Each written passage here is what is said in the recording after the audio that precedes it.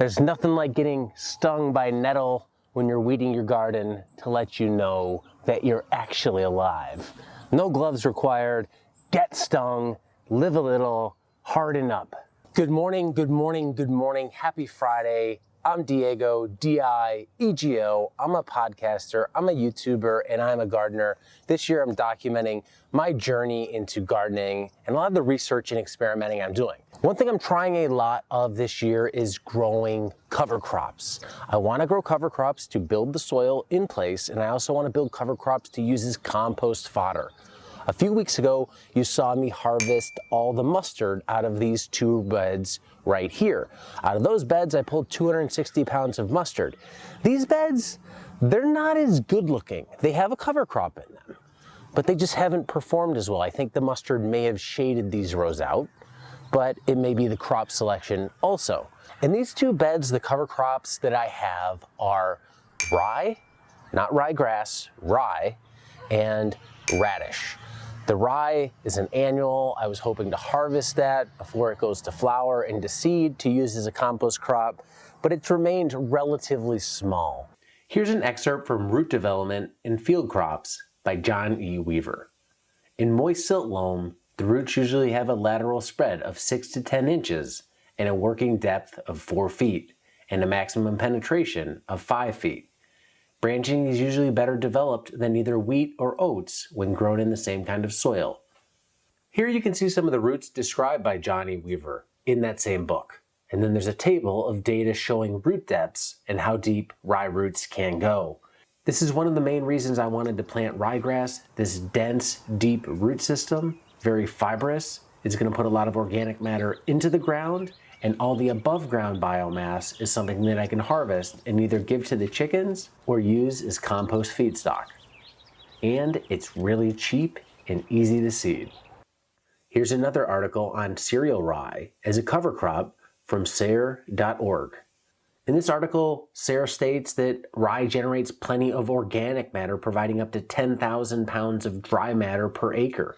That's a lot of dry matter that you could use for chicken bedding, you could use it as a mulch in your garden, or you could use it as compost feedstock. Another benefit of rye as a cover crop that SARE states is it's a weed suppressor.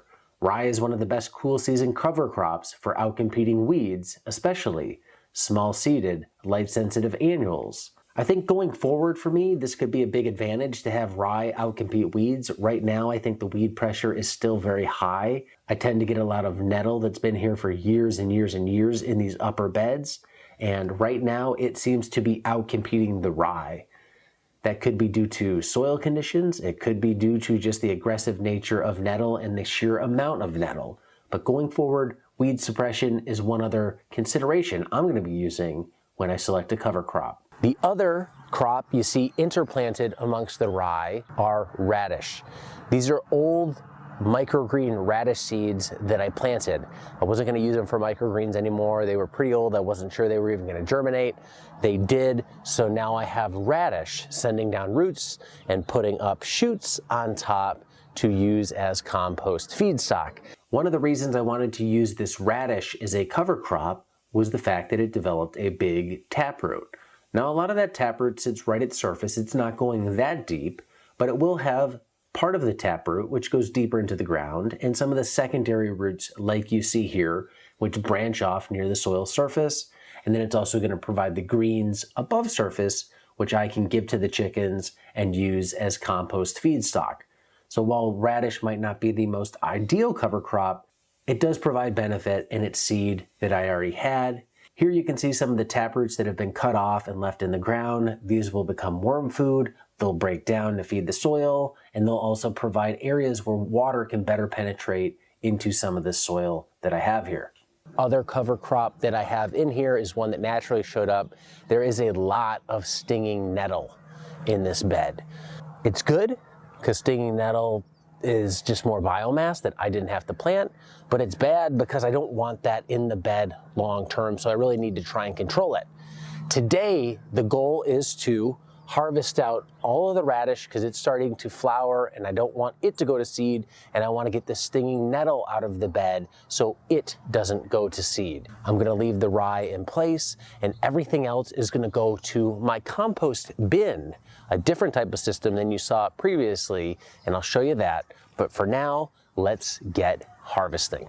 What we have here are the rye, 4 rows per bed, 3 rows per bed up above us. And then we have the radish interplanted in between. And then we have nettle that just showed up on its own.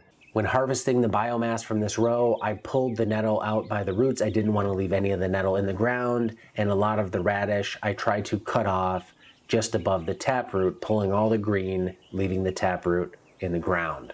Here you can see how I make cold compost in trash cans. What I have is a trash can with holes in it, and in the center of that trash can there's a pipe with holes in it to help provide additional air into the system. There's no fans or blowers or anything going on here. It's all 100% passive. These trash cans get most of my kitchen scraps. In between layers of kitchen scraps, I try to add shredded paper as a pure carbon source to help cut down on flies, to help cut down on odor. But odor actually isn't a problem. These trash cans don't really smell that much at all. You might think they go anaerobic. They don't. After adding the paper to the can, I then put a layer of the cover crop that I trimmed out of the bed that you just saw. Once that layer was added, I covered it with a soil compost mix from a previous trash can, and then just tamped it down, trying to compress the layers. So the final step is to add biochar to the top of the can, just to help absorb any odors that might want to come up through the pile and exit through the lid. Put the lid on, and then we'll let that sit for a few months.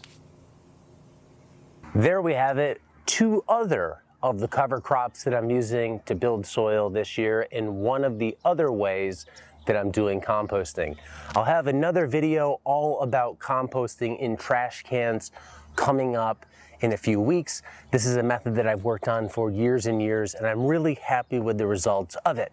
I'll also have a video coming up on my last and final set of cover crop beds, which is down there, and that is purple vetch. It's doing spectacular.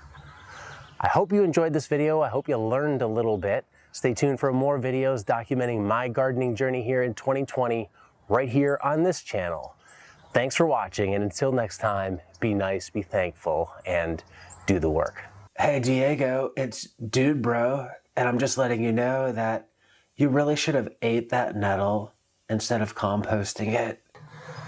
I think you're missing out on life's experience, not getting stung by the nettle. So get stung by the nettle, live a little. Harden the F up.